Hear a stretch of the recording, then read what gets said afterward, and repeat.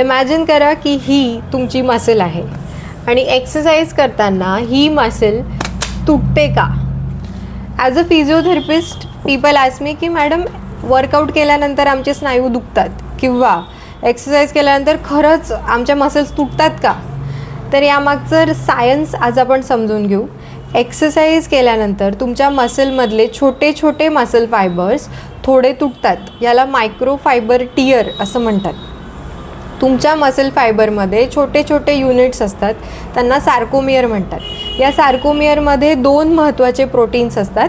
त्यांचं नाव आहे ॲक्टिन आणि मायोसिन. तर हे ॲक्टिन आणि मायोसिन स्लाईड झाले की तुमची मसल कॉन्ट्रॅक्ट आणि रिलॅक्स होते. एक्सरसाइज केल्यानंतर आपली बॉडी हे थोडे तुटलेले मसल फायबर्स रिपेअर करते. रिपेअर करताना हे मसल्स आधीपेक्षा अजून स्ट्रॉंग होतात. म्हणून रेग्युलर एक्सरसाइज केल्याने तुमचे मसल्स स्ट्रॉंग होतात.